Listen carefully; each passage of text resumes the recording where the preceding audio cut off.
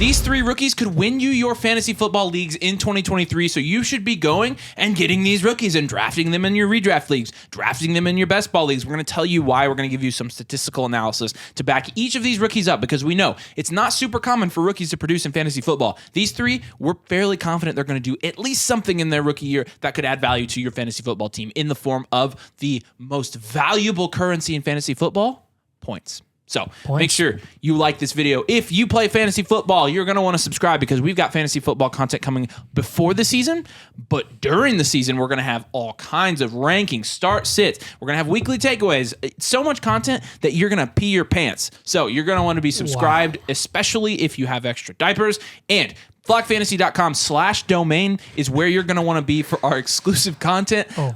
Yeah. I just peed my pants. Oh my God. Yeah, they're not subscribing now, but it's fine. It's a lost cause. Rankings, articles, databases. You get our Discord. You can chat with us on a daily basis to help you draft your teams and help you fine-tune your teams, make trades, start sits. If you want that access to us and we can talk to you, we can check our Discord all the time. Flockfantasy.com/domain is definitely where it's at. 3 rookies. The first one is going to be... Yeah. Zay Flowers. And what's the second most valuable currency in fantasy football? It's cool names. So Zay Flowers has you. Nice. He checks that box. He checks every single box.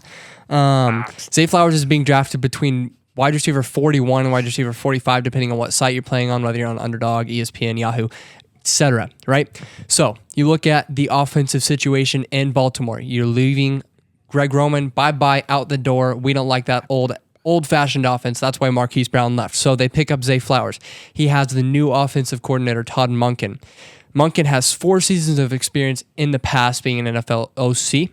His teams were 16th, 4th, 3rd, and 19th in pass attempts. So if that's telling you anything, he's not going to be like Roman. They're not going to be first in the league in rush attempts. They're not going to be way towards the bottom in pass attempts.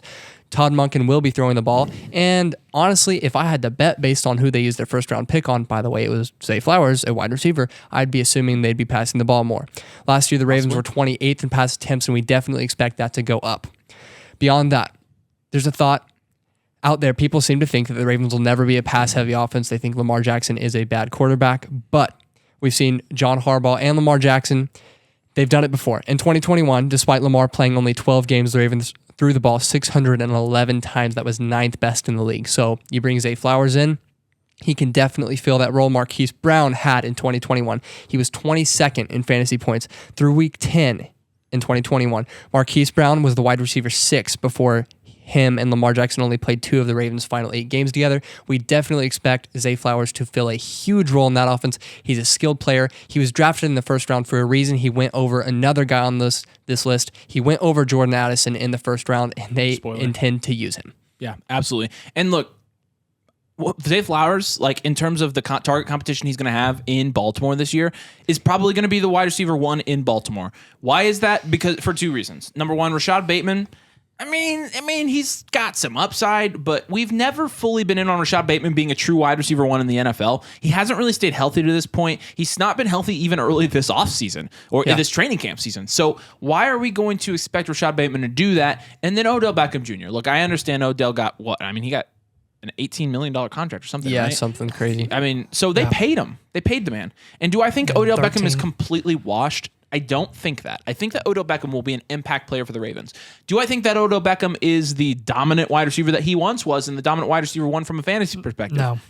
I don't. No. And, between those two, and they're not going to be throwing to running backs as much. I mean, Mark Andrews is really going to be the biggest competition for Zay Flowers from a target standpoint. Mark Andrews, in this new offense, like you said, talking about the volume in this offense, Mark Andrews and Zay Flowers can both get their own in this offense and both produce at a high level. And Lamar's a good enough quarterback to support it. I mean, for sure. Yeah, and when you're looking at the wide receivers going around Zay Flowers, according to Underdog and Best Ball ADP, there are it's a handful of wide receiver 2s. It's George Pickens playing alongside Deontay Johnson with a lot of limited volume there. It's Jahan Dotson with a 5th-round quarterback that's completely unproven, and we have no idea what he's going to do. Quentin Johnson, who's playing behind Keenan Allen and Mike Williams going into the start of the season, it's going to take him a little bit to develop, and I mean, from a health perspective, it's kind of up in the air. We don't know when Quentin Johnson will really get his own, if or when Keenan Allen and Mike Williams get hurt in that offense. Brandon Cooks playing behind CeeDee Lamb. he's majorly limited. Treylon Burks behind D-Hop, Elijah Moore behind Amari Cooper. Like, give me Zay Flowers over every single one of those guys. I think the ceiling is much, much higher. And he's kind of being drafted. I view it as really close to his floor. He's going, you could say approximately wide receiver 48, depending on what website you're on. Wide receiver 4, wide receiver 5. No, I think it's a great price. Yeah, I'm 100% with you on that. And dropping down to the next guy here. If you're over on flockfantasy.com, you have already seen this because I did an article on this. It's Jordan Addison. And Jordan Addison, in my opinion, even as far back as a month ago when I wrote the article, and if you saw it earlier, you were taking advantage of this earlier, he is one of the best values in fantasy football drafts, I think. I think people are underestimating the immediate impact that Jordan Addison as a weapon on that offense is going to have. Because you look at a guy like Adam Thielen that he is replacing. Adam Thielen last year was second in the NFL in routes run, and he was only second to Justin Jefferson. The Vikings, you're talking about a team that passed the ball a ton last year, and they did not let go of Dalvin Cook for nothing. They did not. Jefferson and Thielen were also first and second in red zone receptions in 2022. So not only will Jordan Addison have, a high target rate potentially, especially because he's a good route runner, but he could potentially get some red zone action as well. I mean, the guy he is replacing was one of the most high volume opportunity guys in the entire NFL. In fact, statistically, he was the second highest opportunity guy in the NFL behind Justin Jefferson, which is crazy to think about. I mean, you have guys like Tyreek Hill and Devontae Adams and Stephon Diggs who are putting up these crazy numbers in terms of their opportunity, in terms of their statistics year to year. And Adam Thielen was the second in opportunity because he's playing on a Vikings offense that's highly prioritizing the passing game. So we're looking at Underdog Fantasy, and we'll compare their ADPs here as well. There's ADP might be a little bit dated, but Christian Watson this year, when you look at his underdog projections, the over/under set at 5.5 receiving touchdowns and 850 receiving yards. Okay, so 5 and 850. Calvin Ridley is at 6 touchdowns and 850 yards.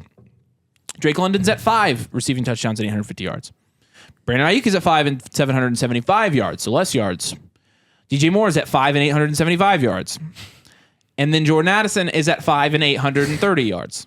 And he's being drafted 20 spots below them. Yeah, I'll read you the up-to-date ADP for all these guys on Underdog. Christian Watson currently going as wide receiver 21. You got DJ Moore going as wide receiver 24. Calvin Ridley, wide receiver 15. And Ayuk. Where's my boy Ayuk? Wide receiver 28. And then... you already said DJ Moore. Yeah, Drake London. Drake London going as the wide receiver 22. And So then Addison all the way down to 36. And yet they have the same betting lines? Isn't that odd? Yeah, so very as you'll interesting. notice, all the betting lines, I know unless you put them on the screen, you won't know this, they're within a range of plus or minus 100 receiving yards and 1.5 receiving touchdowns. And actually, you could probably narrow it more than that. I generalized it a lot. And they're going that far apart in ADP. I mean, you can pass on those wide receivers in that range because you have multiple in the 20s. Pass on a wide receiver there, get a running back, and get Jordan Addison, or get a higher projected wide receiver and get Jordan Addison later and get the same projected production. I think this is pretty conservative. I think Underdog knows that Jordan Addison's a rookie and he knows the stats. I mean, he's a person. Underdog knows the statistics for rookie wide receivers and how they perform in their first year typically. Although that has changed recently. Can expect that trend to continue, especially in this case. It's been a long time since I've seen a case where I've been like, I'm sure that guy's going to produce his first year.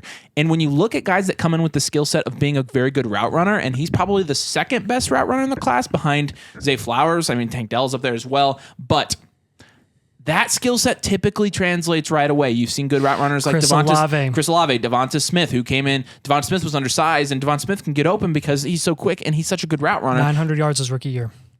That's honestly the kind of rookie year I'm expecting from Jordan Addison as well. Yeah, and when you look at the vacated targets, you've got 56 leaving from Dalvin Cook, which I would assume Madison picks up probably about half of that, and then Thielen vacating 107 targets.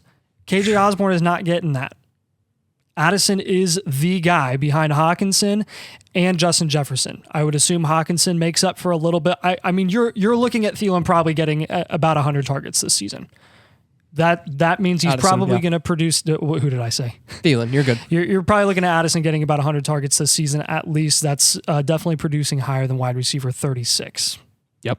In my opinion. Jordan Addison, Buy him while you've got the chance. Yep. All right, you've got the last guy on this list. Michael Mayer is going to be our next guy, currently going off the boards at tight end 31 behind just a slew of tight ends that have zero upside whatsoever. I mean, you're looking at Michael Mayer going into an offense where Darren Waller is gone. Not like Darren Waller was doing much for the Raiders over the last 2 years because he was struggling with injury.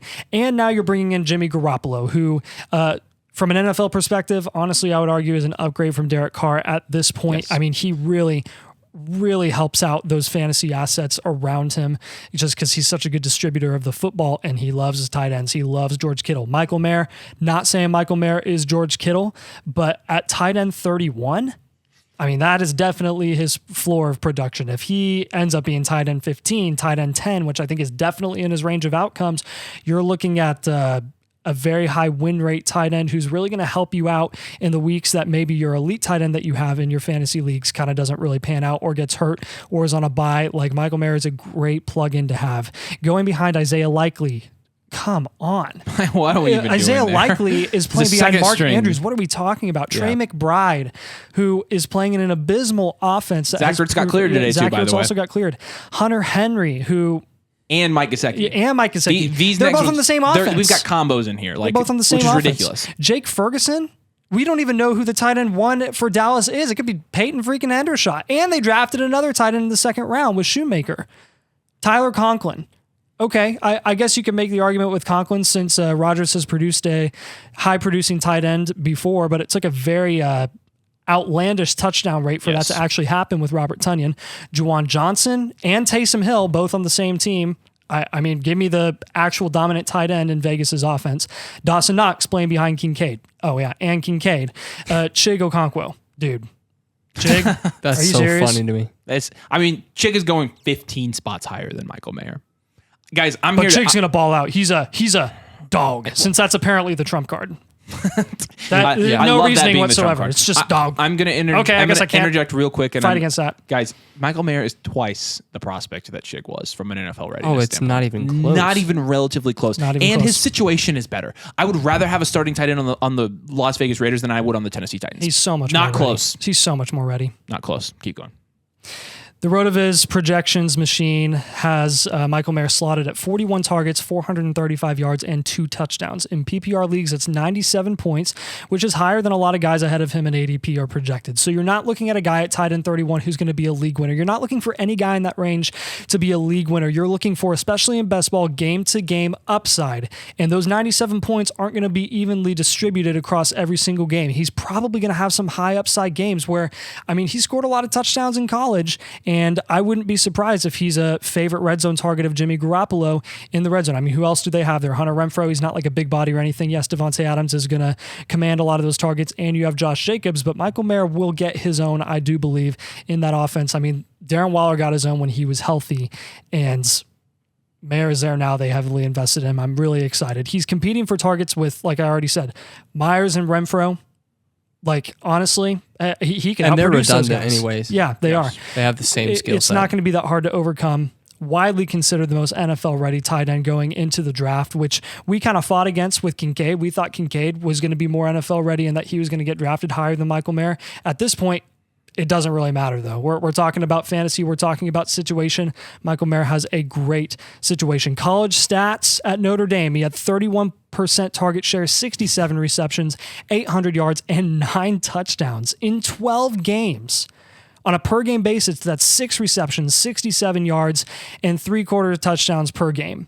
If Vegas sees any depth issues at all, Michael Mayer will have an even higher chance of securing that number 2 target role in that offense behind Devontae Adams.